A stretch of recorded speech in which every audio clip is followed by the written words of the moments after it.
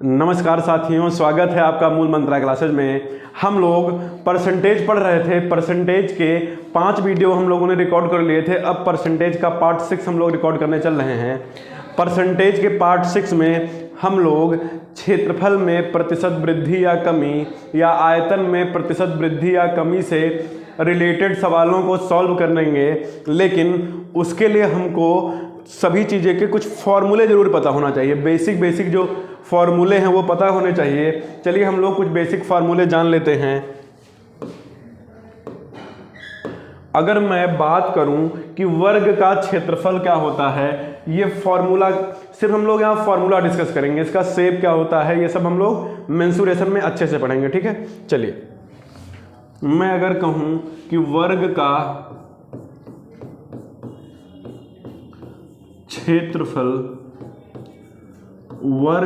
क्षेत्रफल होता है ए स्क्वायर, मतलब कि भुजा का स्क्वायर। चलिए अगर मैं कहूं आयत का क्षेत्रफल जिसे हम लोग रेक्टेंगल बोलते हैं, आयत का क्षेत्रफल बराबर होता है लंबाई गुणे चौड़ाई। आयत का क्षेत्रफल होता है लंबाई गुणे चौड़ाई। ऐसे ही मैं बात करूं अगर वृत्त का क्षेत्रफल, सर्कल का जो क्षेत्रफल होता है वो होता है पाई आर स्क्वायर, ठीक है। आगे ही मैं ऐसे बात करूं अगर मैं कहूं कि शंकु या कोण, शंकु का क्षेत्रफल बराबर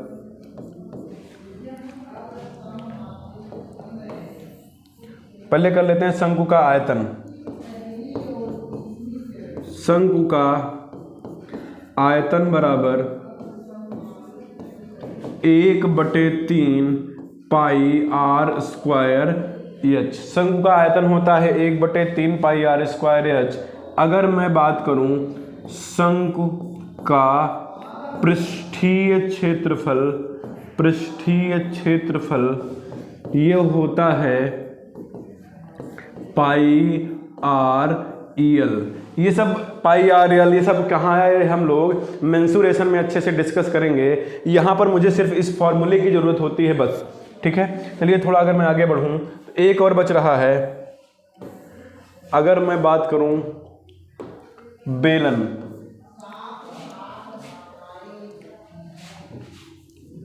बेलन सिलेंडर, बेलन का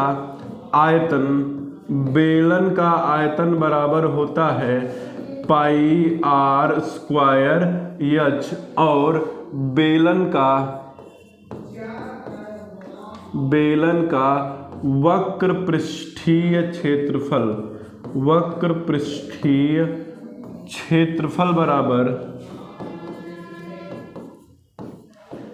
2 पाई आर एच।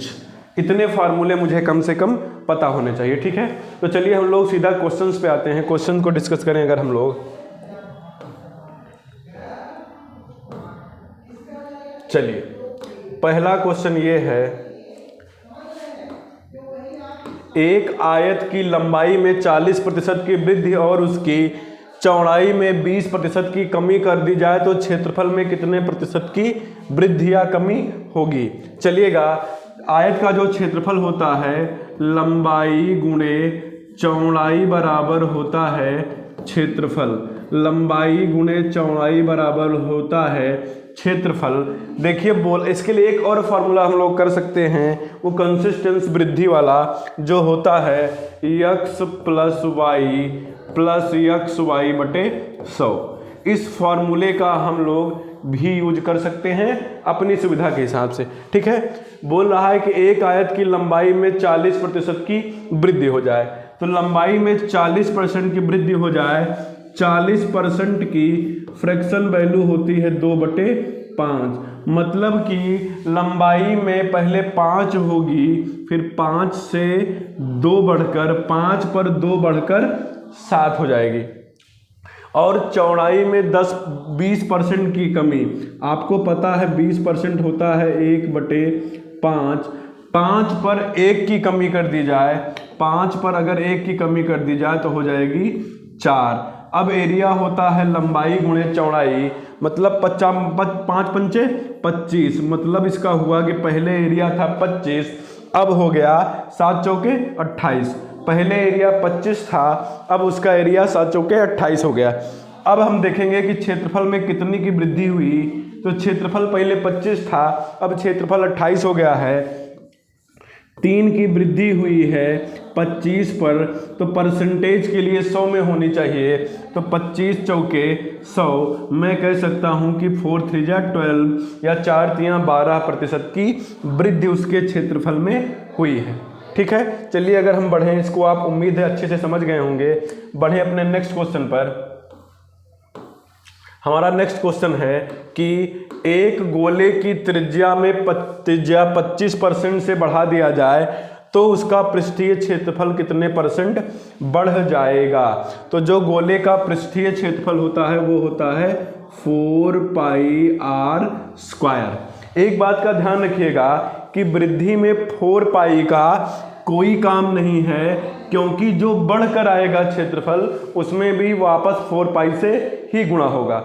इससे कि 4π से गुणा होगा तो उसकी वृद्धि में कोई परिवर्तन नहीं होगा। मैं सिर्फ लूंगा r², सिर्फ इसी का काम है। अब बोला है गोले की त्रिज्या में 25% बढ़ा दिया जाए। आपको पता है 25% होता है 1/4। इसका मतलब त्रिज्या पहले 4 होगी, फिर 4 पर 1 बढ़ करके 5 हो जाएगी। तो जब त्रिज्या 4 रही होगी तो 4 का स्क्वायर बराबर 16, वक्र पृष्ठ का क्षेत्रफल 16 रहा होगा। जब त्रिज्या 5 हो गई तो 5 का स्क्वायर क्षेत्रफल रहा होगा 25। पहले क्षेत्रफल 16, अब 25, 16 पर 25 बढ़ा, 16 पर 25 हो गया, मतलब कि 9 बढ़ा यहाँ से और 9 बढ़ा है 25 पर।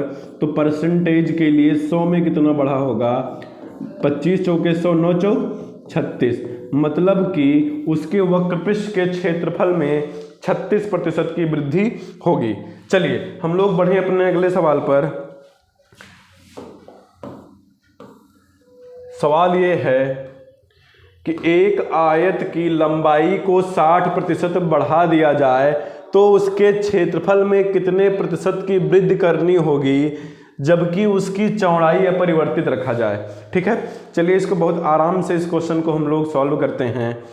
देखिए आपको पता है कि आयत का जो क्षेत्रफल होता है, जो एरिया होता है, वो होता है लंबाई गुणे चौड़ाई, लेंथ इनटू ब्रेथ के गुणनफल के बराबर होता है।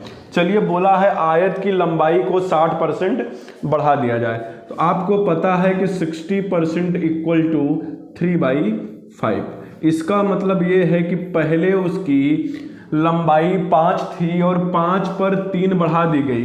पहले लंबाई 5 थी, 5 पर 3 बढ़ा दी गई तो हो जाएगी 8, 5 पर 3 बढ़ा दी जाएगी तो हो जाएगी 8। अब बोला उसके क्षेत्रफल में कितने प्रतिशत की वृद्धि करनी होगी जब उसकी चौड़ाई अपरिवर्तित रखा जाए। चौड़ाई अपरिवर्तित रखा जाए मतलब चौड़ाई पहले जो रहेगी वही बाद में भी रखी हो जाएगी। तो मैं अपनी सुविधा के लिए कुछ भी मान सकता हूँ चौड़ाई। ज़्यादा आसान अगर मैं 20 मान लूँ तो 20 पंचे 100, सीधा ये 100 हो जाएगा। ठीक है, 20 पंचे 100, इसीलिए मैंने 20 माना कि ये 20 पंचे अगर 100 हो जाएगा तो मुझे परसेंटेज में चेंज बनाना बहुत आसान होगा। अब बोला अगर चौड़ाई पहले 20 थी तो रिमेन 20, अभी भी 20 ही रहेगी। अब देखिएगा 20 का 8 से गुणा करेंगे, 20 अट्ठे 160। चौड़ाई जो पहले थी अभी मैंने वही वैल्यू मैंने अभी ले ली। पहले क्षेत्रफल 100 था, अब क्षेत्रफल हो गया है 160। तो क्षेत्रफल में कितने की वृद्धि हुई, 100 पर 60 की वृद्धि हुई। इसका मतलब मैं सीधा बोल सकता हूं कि 60% बढ़ा। ठीक है, इसका मतलब मैं सीधा बोल सकता हूं कि 60% बढ़ा। उम्मीद है ये क्वेश्चन भी आप कर लेंगे। ठीक है, चलिए हम लोग बढ़े अगले क्वेश्चन पर। इसको आप आसानी से देख लीजिए।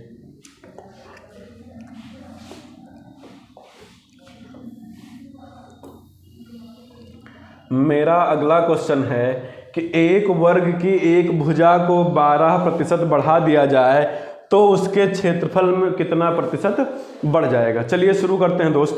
बोला है कि एक वर्ग की भुजा को, मैंने बताया था कि एक, और अगर देखिए 12 वर्ग, देखिए वर्ग ऐसे कुछ होता है। ठीक है, और उसमें दो भुजाएं मतलब कि सारी भुजाएं समान होती हैं, तो एक भुजा 12% बढ़ेगी तो अगली भुजा भी 12% बढ़ेगी, क्योंकि सारी भुजाएं समान होती हैं। मैंने बोला था कि x plus y plus x y बटे 100 का भी फॉर्मूला हम लोग लगा सकते हैं। अगर एक भुजा 12% बढ़ेगी तो दूसरी भी 12% बढ़ेगी, मतलब ये x है तो अगली भी x होगी, मतलब कि वो भी 12 बढ़ेगी, मतलब यहाँ 12% प्लस 12% प्लस 12 गुणे 12 बटे 100, यह जाएगा 12 12 24 और 12 का 12 से गुणा करेंगे होता है 144 बटे में 100, डबल जीरो जाएगा तो यहाँ एक अंक पे पॉइंट या दशमलव चिपका देंगे हम लोग। अगर मैं 24 में 1.44 जोड़ दूंगा, 24 में 1.44 जोड़ दूंगा तो आ जाएगा 25.44% की वृद्धि हुई है, 25.44% की वृद्धि हुई है। ठीक है, ये इसमें अगर मैं x प्लस वाई से कर लूंगा तो बहुत आसानी से हमारा क्वेश्चन आ जाएगा। चलिए अगर मैं बढ़ूं अपने नेक्स्ट क्वेश्चन पर,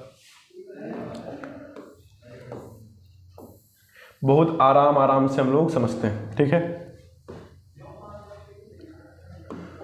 सवाल ये कह रहा है कि एक बेलन की ऊंचाई को 15% बढ़ाया गया, इसका मतलब है कि उसकी हाइट को 15% बढ़ाया गया। आपको पता है 15% होता है 3/20, मतलब हाइट पहले 20 रही होगी तो 3 बढ़ा करके 23 कर दिया जाएगा। अब बोला है कि उसके आधार की त्रिज्या को 10% बढ़ाया गया, तो आधार की त्रिज्या मीन्स r को 10% बढ़ाया गया। मैं कह सकता हूँ 10% बराबर होता है 1/10। ठीक है, 10% घटाया गया। ठीक है, 10% घटाया गया, इसका मतलब है पहले त्रिज्या 10 थी, अब 1 घटा दिया गया तो हो जाएगी 9। पहले 10 थी, 1 घटा दिया गया तो 9 हो गई।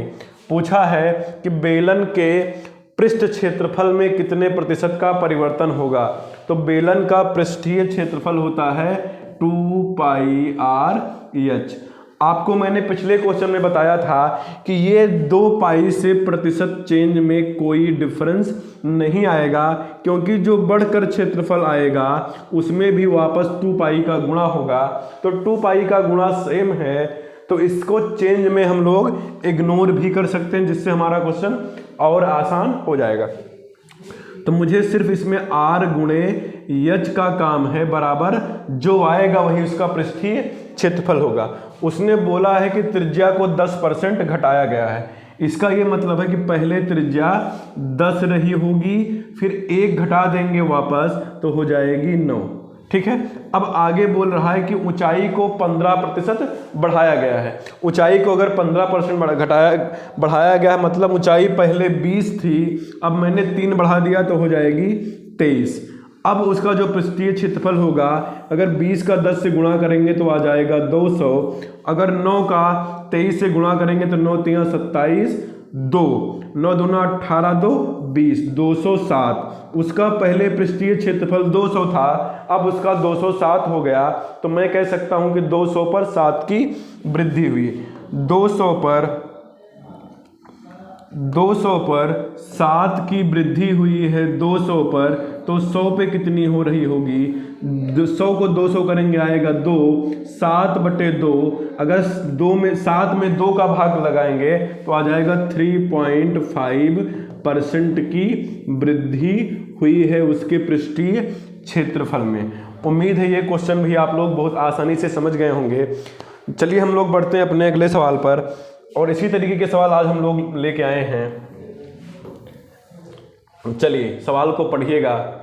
सवाल कह रहा है कि एक घन की एक भुजा 20% वृद्धि की जाती है, तो उसके आयतन में कितने प्रतिशत की वृद्धि होगी।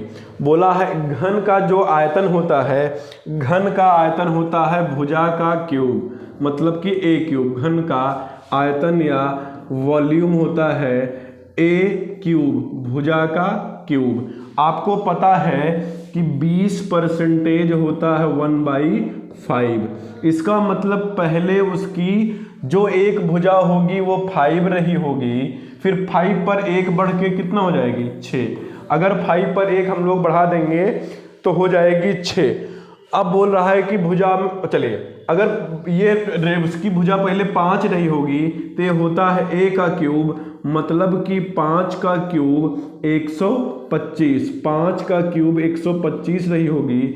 फिर उसकी जो भुजा थी 6 हो गई, तो वापस 6 का क्यूब होगा उसका आयतन, 6 का क्यूब 216, 6 का क्यूब 216।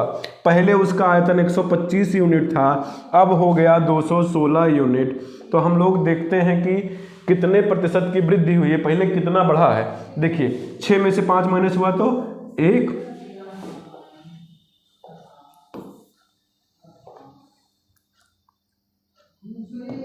6 में से 5 माइनस हुआ तो 1 बचा, और यहाँ से 11 में से 2 गया 9, 91, मतलब यहाँ से 91 बचा।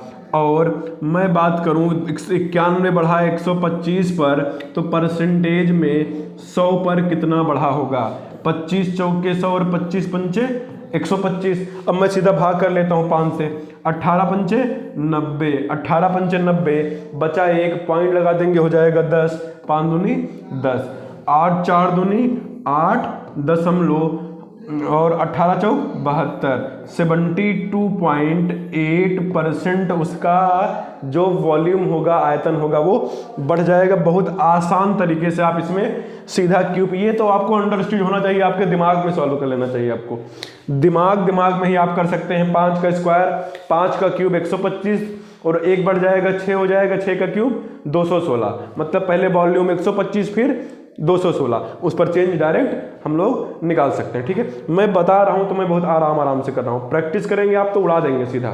ठीक है, चलिए बढ़ते हैं दोस्त अगले क्वेश्चन पर।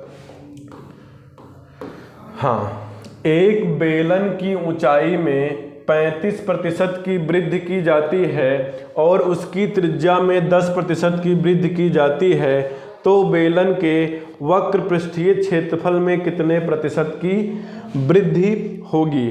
वापस मैं बता देता हूँ, वही बात हुई थी, बेलन का जो वक्र पृष्ठीय क्षेत्रफल होता है 2πr/h। इस 2π का कोई काम नहीं, मुझे सिर्फ r गुणे h की वैल्यू लेकर क्वेश्चन को सॉल्व कर लेना। चलिए, उसकी ऊंचाई में 35% की वृद्धि हुई। देखिए 35% को हम लोग कह सकते हैं 7/20। क्यों, देखिए 35% मतलब 100 में 35, 5 से काटेंगे 5 7 35 और 20 पंचे 100, तो मैं 35% को बोल सकता हूँ 7/20। इसका मतलब ये हुआ कि पहले ऊंचाई 20 रही होगी, फिर 7 बढ़ जाएगी तो हो जाएगी 27, तो उसकी ऊंचाई पहले 20 रही होगी, 7 बढ़ जाएगी हो जाएगी 27।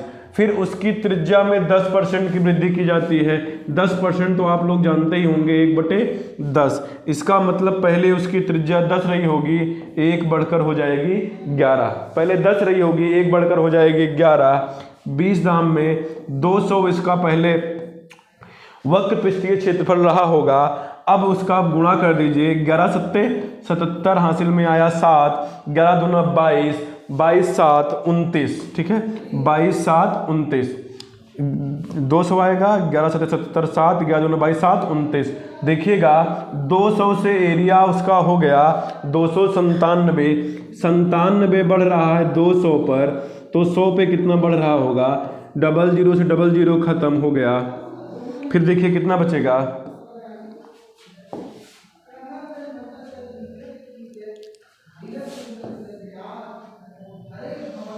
क्या हो गया जी,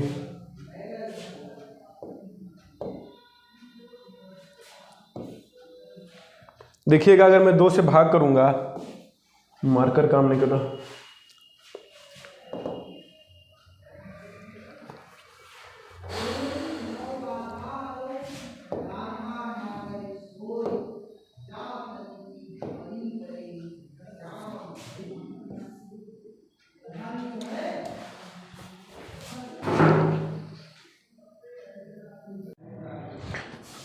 नमस्कार दोस्तों। देखिए ये क्वेश्चन हम लोग डिस्कस कर रहे थे, क्वेश्चन थोड़ा सा टेक्निकल प्रॉब्लम आ गई थी, उसकी वजह से स्क्रीन थोड़ी सी डिस्टर्ब हो गई थी। वापस हम लोग शुरू करते हैं। देखिएगा कह रहा है एक बेलन की ऊंचाई में 35% की वृद्धि हो जाती है। 35% की वृद्धि मतलब कि 35% होता है 100 में 35, 100 में 35, अगर मैं 5 से काटूंगा 5 सत्ते 35 और 20 पंचे 100, 35% को हम लोग बोल सकते हैं 7/20। फिर बोला है कि त्रिज्या में 10% की वृद्धि की जाती है। त्रिज्या 10% मतलब कि 1/10, 10 पर 1 की वृद्धि 11 हो जाएगी, और यहाँ 20 पर 7 की वृद्धि 27। चलिए हम लोग सॉल्व करते हैं। तो उसका वक्र पृष्ठीय क्षेत्रफल बोला है, तो वक्र पृष्ठीय क्षेत्रफल होता है 2πr/h। हमने कहा था 2πr का वृद्धि में कोई रोल नहीं है, 2πr को हम लोग घटा देते हैं, कर सकते हैं r/h। पहले उसकी ये हाइट है, ये रेडियस, पहले उसकी त्रिज्या थी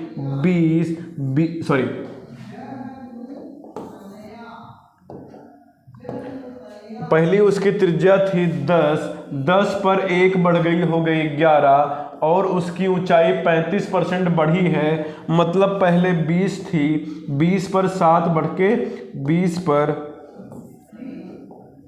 7 बढ़कर हो गई 27। ये रहा होगा 20 दाम में 200, और 27 का 11 से गुणा करें, 11 सत्ते 77, हासिल में 7 बचा, 11 दूना 22, 22 7 29। ठीक है, अब 200 पर 297 हुआ, मतलब कि 97 की वृद्धि हुई, 97 की वृद्धि हुई 200 पर। तो 100 पर कितनी हुई होगी, 00 से 00 खत्म, 2 आया, अगर 2 से भाग करेंगे 4 दूनी 8, 1 बचा 17 हो गया, 2 8 16 और 0.5, 48.5% की वृद्धि हो रही होगी उसके क्षेत्रफल में। अगर मैं आगे बढ़ूं, क्वेश्चन नंबर हमारा 8, एक त्रिभुज के आधार में 10% की वृद्धि, आधार में 10% मतलब 1/10, ठीक है, और उसकी ऊंचाई में 20% की कमी, ऊंचाई में 20% की कमी मतलब 1/5, 5 पर 1 की कमी 4, और 10 पर 1 की वृद्धि 11। ठीक है, अब बोला है कि त्रिभुज के क्षेत्रफल में कितने प्रतिशत का परिवर्तन होगा। जब आधार और ऊंचाई दी गई होती है तो क्षेत्रफल होता है 1/2 आधार गुणे ऊंचाई, 1/2 आधार गुणे ऊंचाई। अब आधार में बोला है 10 पर 1/2 का कोई काम नहीं, आधार में 10% की वृद्धि, आधार पहले 10 था, 1 की वृद्धि हो गया 11, और ऊंचाई में 20% की कमी, मतलब ऊंचाई पहले 5 थी, 5 पर 1 की कमी हो गया 4। ठीक है, अब पहले एरिया रहा होगा 10 × 5 = 50, अब हो जाएगा 11 × 4 = 44। देखिए 6 की कमी आई है 50 पर, तो 100 पे कितनी आई होगी, 50 दूना 100, 6 दूनी 12%। अगर उस पर 50 पर 6 की कमी आई होगी तो 100 पर 12 की, मतलब कि उसके क्षेत्रफल में 12% की कमी आई है। ठीक है, चलिए हम लोग बढ़ते हैं अपने नेक्स्ट क्वेश्चन पर। चलिए ये आखिरी सवाल और बहुत ही मजेदार सवाल है। ठीक है, सवाल ये कह रहा है कि क्रमशः 1 सेंटीमीटर, 2 सेंटीमीटर और 3 सेंटीमीटर व्यास वाले 3 अर्धगोले,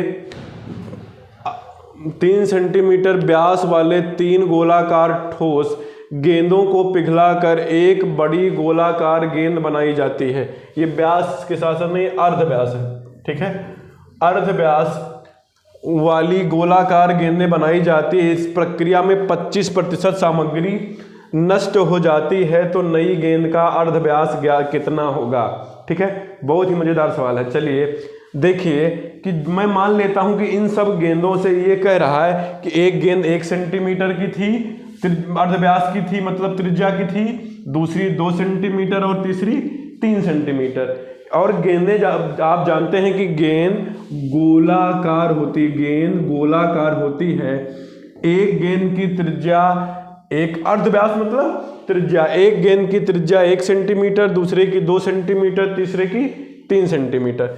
इन सब को पिघलाया जाता है, मतलब कि उनके आयतन को पिघलाकर एक बड़ी वाली गेंद बना ली जाती है। इसका मतलब मैं एक गेंद ये थी, एक गेंद 2 थी, एक गेंद 3 वाली थी। इन सबको पिघलाकर एक बड़ी गेंद बना ली गई। तो पूछ रहा है कि एक जो प्रक्रिया, कह रहा है कि जो प्रक्रिया होती है इसमें 25% सामग्री नष्ट भी हो जाती है, तो जो नई गेंद बनेगी उसकी त्रिज्या बतानी है। तो मैं मान लेता हूं कि जो पहली बात, गोले का जो आयतन होता है 4/3 पाई, मैं मान लेता हूं r³ मतलब पहले की गेंद का 1 का क्यूब प्लस दूसरी गेंद, फिर 4/3 पाई उसका त्रिज्या 2, तो 2 का क्यूब प्लस 4/3 पाई तीसरी का क्यूब 3 का क्यूब, ठीक है, 3 का क्यूब।